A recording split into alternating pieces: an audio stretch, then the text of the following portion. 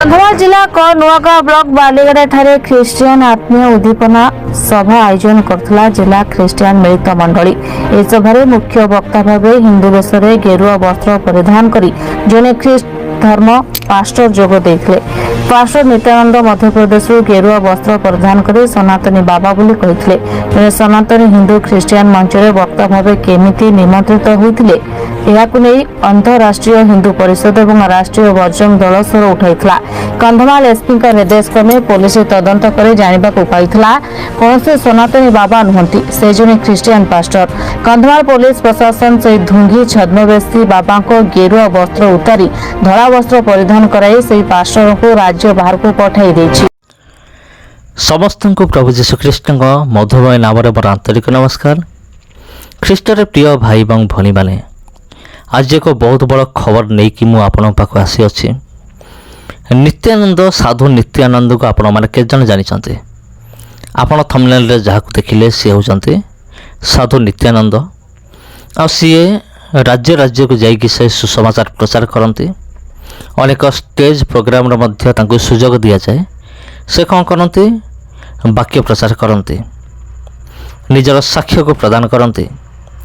ସେ କିଭଳି ପ୍ରଭୁ ଯୀଶୁଖ୍ରୀଷ୍ଟଙ୍କ ନିକଟକୁ ଆସିଲେ, ପୂର୍ବରୁ ତାଙ୍କ ଜୀବନ କିପରି ଥିଲା, ପୂର୍ବରୁ ତାଙ୍କ ଜୀବନ କିପରି କଦର୍ଯ୍ୟମୟ ଥିଲା, ଆଉ ସେ କିପରି ପ୍ରଭୁ ଯୀଶୁଖ୍ରୀଷ୍ଟଙ୍କୁ ଜାଣିଲେ, ପ୍ରଭୁ ଯୀଶୁଖ୍ରୀଷ୍ଟଙ୍କ ପାଖକୁ କିପରି ଆସିଲେ, ଏ ସମସ୍ତ ବିଷୟ ସେ ସାକ୍ଷ୍ୟରେ ସେ କହିଅଛନ୍ତି ବିଗତ ଦିନମାନଙ୍କରେ।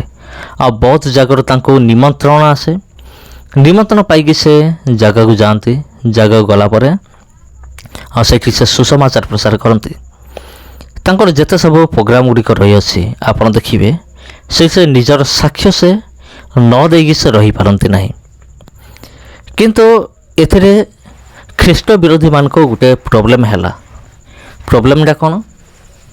ପ୍ରୋବ୍ଲେମ୍ଟା ହେଉଛି ସେ କ'ଣ କରୁଥିଲେ? ଗେରୁଆ ବସ୍ତ୍ର ପିନ୍ଧିକି, ଅର୍ଥାତ୍ ତାଙ୍କର ଯେଉଁ ହିନ୍ଦୁ ଧର୍ମର ଯେଉଁ ପୋଷାକ ତାକୁ ପିନ୍ଧିକି ସେ ପ୍ରଭୁ ଯୀଶୁଙ୍କର ବାକ୍ୟକୁ ସେ ପ୍ରଚାର କରୁଥିଲେ। ଏଇଟା ହେଉଛି ତାଙ୍କ ନିମନ୍ତେ ବହୁତ ବଡ଼ ପ୍ରୋବ୍ଲେମ୍ ତାଙ୍କ ପାଇଁ। ତେବେ ପ୍ରିୟ ବନ୍ଧୁଗଣ, ସବୁଠାରୁ ବଡ଼ ବିଷୟ ହେଉଛି ସେ କାହିଁକି ଏମିତି ଗେରୁଆ ବସ୍ତ୍ର ପରିଧାନ କରନ୍ତି ବାକ୍ୟ ପ୍ରଚାର କଲାବେଳେ? ତାହାର ମଧ୍ୟ ଗୋଟେ କାରଣ ରହିଅଛି। କାରଣ ସେ ଏଇ ଜଗତର ଯେତେ ବି ଲୋକ ଅଛନ୍ତି ସମସ୍ତଙ୍କୁ ସେ ଜଣାଇବା ପାଇଁ ଚାହାନ୍ତି, ଦେଖନ୍ତୁ ମୁଁ କୌଣସି ଧର୍ମ ପରିବର୍ତ୍ତନ କରିନାହିଁ, ମୁଁ ନିଜର ମନକୁ ପରିବର୍ତ୍ତନ କରିଛି, ନିଜର ହୃଦୟକୁ ପରିବର୍ତ୍ତନ କରିଛି। କିନ୍ତୁ ଆଜି ମୋର ଧର୍ମ ଯାହାକୁ ସେଇଆ ଅଛି। ମୁଁ କେବଳ ପ୍ରଭୁ ଯୀଶୁଖ୍ରୀଷ୍ଟଙ୍କୁ ବିଶ୍ୱାସ କରିଛି, କିନ୍ତୁ ମୋର ଧର୍ମ ସେଇଆ ଅଛି। ଆଉ ଏଇ କଥାକୁ ବହୁତ ଥର ଡିକ୍ଲେୟାର କରାହେଇଛି ବିଭିନ୍ନ ପ୍ରକାର ସୋସିଆଲ ମିଡ଼ିଆରେ ଯେ ଖ୍ରୀଷ୍ଟିଆନମାନେ କୌଣସି ପ୍ରକାର ଧର୍ମ ପରିବର୍ତ୍ତନ କରନ୍ତି ନାହିଁ, ସେମାନେ କ'ଣ କରନ୍ତି? ନିଜର ମନକୁ ପରିବର୍ତ୍ତନ କରନ୍ତି।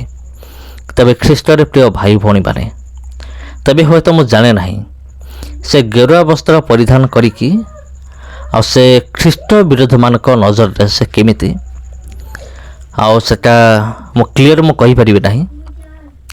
କିନ୍ତୁ ଗୋଟେ ବିଷୟ ମୁଁ କହିବି ଯେ ସାଧୁ ନିତ୍ୟାନନ୍ଦ ଆଉ ସିଏ ଏଇଭଳି ଡ୍ରେସ୍ ପିନ୍ଧିକି ସେ ସୁସମାଚାର ପ୍ରଚାର କରନ୍ତି। ତା'ର କାରଣ ହେଉଛି ଏଇଟା, ଯେଉଁଟା ମୁଁ ଟିକେ ପୂର୍ବରୁ ଆପଣଙ୍କୁ କହିଲି। ଆଉ ଆପଣ ତ ଜାଣିଛନ୍ତି ଆମର ଭାରତ ବର୍ଷରେ ଏମିତି ଅନେକ ଧର୍ମ ଗୁଡ଼ିକ ରହିଅଛି। ଆଉ ସମ୍ବିଧାନ ମଧ୍ୟ ଅଧିକାର ଦେଇଅଛି ନିଜ ନିଜର ଧର୍ମକୁ ଜଣେ ପରିବର୍ତ୍ତନ କରିପାରିବ ନିଜର ଇଚ୍ଛା ଅନୁସାରେ, ବାଧ୍ୟବାଧକତା ନୁହେଁ କିମ୍ବା କୌଣସି ପ୍ରଲୋଭନ ଦ୍ୱାରା ନୁହେଁ, ନିଜ ଇଚ୍ଛା ଅନୁସାରେ। ଆଉ ଏଇ କଥାକୁ ଖ୍ରୀଷ୍ଟ ବିରୋଧୀମାନେ ବହୁତ ଜାଗାରେ ସେମାନେ ଶୁଣି ଆସିଛନ୍ତି ନିଶ୍ଚିନ୍ତ ଭାବରେ ଯେ ପ୍ରଭୁ ଯୀଶୁଙ୍କର ଲୋକମାନେ ସେମାନେ ମନ ପରିବର୍ତ୍ତନ କରନ୍ତି, ଧର୍ମ ନୁହେଁ। ତେବେ ଯଦି କିଏ ଆପଣଙ୍କୁ ପ୍ରଶ୍ନ କରେ ତୁମର ଧର୍ମ କ'ଣ, ତେବେ ଆପଣଙ୍କ ମଧ୍ୟରୁ ହୁଏତ କେହି କହିପାରନ୍ତି ନା ଖ୍ରୀଷ୍ଟିଆନ ହେଉଛି ଆମର ଧର୍ମ ଅଟେ। କିନ୍ତୁ ସତ କଥା କହିବାକୁ ଗଲେ ଖ୍ରୀଷ୍ଟିଆନ ଏକ ଧର୍ମ ନୁହେଁ।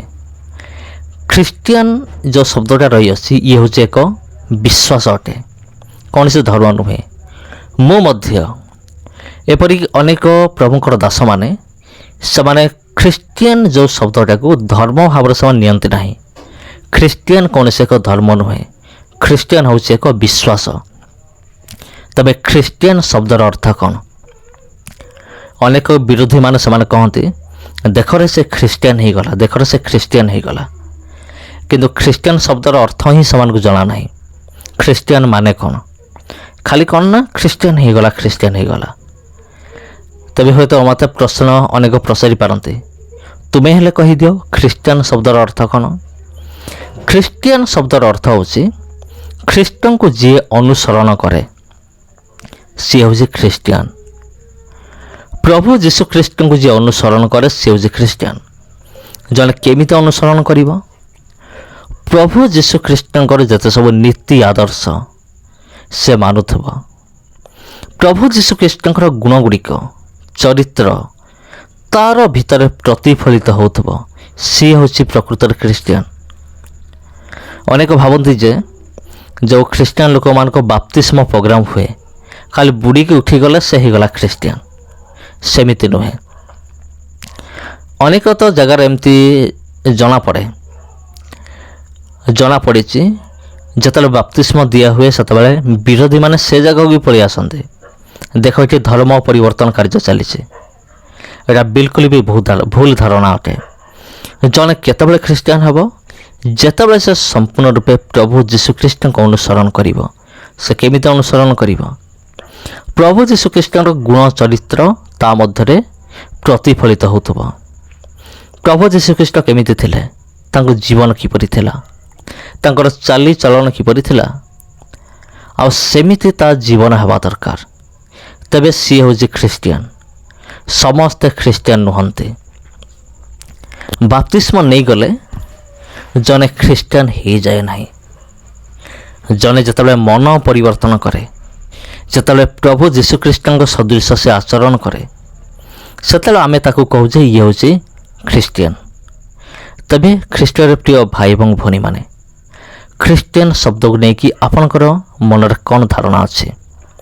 ଏଠାରେ ଯେଉଁ ସାଧୁ ନିତ୍ୟାନନ୍ଦ ଯିଏ ଅଛନ୍ତି, ତାଙ୍କର ପ୍ରଚାର ଆପଣ ଶୁଣିଥିବେ, ଅନେକ ୟୁଟ୍ୟୁବରେ ଆପଣ ଦେଖିଥିବେ। ଏବଂ ଏହି ସାଧୁ ନିତ୍ୟାନନ୍ଦକୁ ଦେଖିକି ଅନେକ ବାବାମାନେ ସେମାନେ ବି ମନ ପରିବର୍ତ୍ତନ କଲେ। କିନ୍ତୁ ସେମାନଙ୍କ ବସ୍ତ୍ର ସେମିତି ଅଛି, କିନ୍ତୁ ସେମାନେ ମନ ପରିବର୍ତ୍ତନ କଲେ। ଆଉ ନିତ୍ୟାନନ୍ଦ ୟାଙ୍କର ଘର ହେଉଛି ଆନ୍ଧ୍ରପ୍ରଦେଶ। ଆଉ ପୁଲିସ ସେଠାରେ ପହଞ୍ଚିକି ସେ କ'ଣ କରିଛି, ସଭା ବନ୍ଦ କରିକି ସାଧୁ ନିତ୍ୟାନନ୍ଦକୁ ନିଜ ରାଜ୍ୟକୁ ଯିବା ନିମନ୍ତେ ନିର୍ଦ୍ଦେଶ ଦେଇଛି। ସେ ଯାହା ବି ହେଉ, ବିରୋଧ ତ ନିହାତି ଆସିବ। ଯେଉଁ ଜାଗାରେ ପରମିଶନ କାର୍ଯ୍ୟ ହୁଏ ସେ ଜାଗାରେ ବିରୋଧ ନିହାତି ଆସିବ। କିନ୍ତୁ ଧନ୍ୟବାଦ ଦେବି ସାଧୁ ନିତ୍ୟାନନ୍ଦକୁ, ଯେଉଁ ଜାଗାରେ ବି ଆହ୍ୱାନ ହୁଏ ସେ ଯାଇକି ସୁସମାଚାର ପ୍ରଚାର କରନ୍ତି। ଆପଣ ଯଦି ତାଙ୍କର ପ୍ରୋଗ୍ରାମ କେବେ ଦେଖିଛନ୍ତି, ତେବେ ଆପଣ ନିଶ୍ଚିତ ଭାବରେ ମୋତେ କମେଣ୍ଟ କରନ୍ତୁ। ଆଉ ହୁଏତ ଆପଣ ମୋବାଇଲରେ ଦେଖିଥିବେ କିମ୍ବା ଟିଭିରେ ଦେଖିଥିବେ, ମୁଁ ଜାଣେ ନାହିଁ। କିନ୍ତୁ ଯାହା ବି ହେଉ, ପ୍ରଭୁଙ୍କ ନିମନ୍ତେ ଠିଆ ହେଇଛନ୍ତି, ସେ ସବୁଠୁ ବଡ଼ ବିଷୟ। ଖ୍ରୀଷ୍ଟରେ ପ୍ରିୟ ଭାଇ ଭଉଣୀମାନେ, ଏ ଭିଡ଼ିଓ ଆପଣଙ୍କୁ କିପରି ଲାଗିଲା ଆପଣ କମେଣ୍ଟ କରନ୍ତୁ। ଆଉ ଯଦି ଭିଡ଼ିଓ ଆପଣଙ୍କୁ ଭଲ ଲାଗିଥାଏ, ଭିଡ଼ିଓକୁ ସେୟାର କରିବା ପାଇଁ ଭୁଲିବେ ନାହିଁ। ଆଉ ଚ୍ୟାନେଲକୁ ଯଦି ଆପଣ ପ୍ରଥମ ଥର ପାଇଁ ଆସିଛନ୍ତି, ତେବେ ଚ୍ୟାନେଲକୁ ସବସ୍କ୍ରାଇବ୍ କରିବାକୁ ଭୁଲିବେ ନାହିଁ। କାରଣ ଏହିଭଳି ଭିଡ଼ିଓ ଆଗାମୀ ଦିନମାନଙ୍କରେ ଅନେକ ଆପଣଙ୍କୁ ମିଳିପାରିବ। ସମସ୍ତଙ୍କୁ ନମସ୍କାର। ପୁଣି ଦେଖାବା ଆପଣଙ୍କ ସହିତ ଆଉ ଗୋଟେ ଭିଡ଼ିଓରେ। ନମସ୍କାର।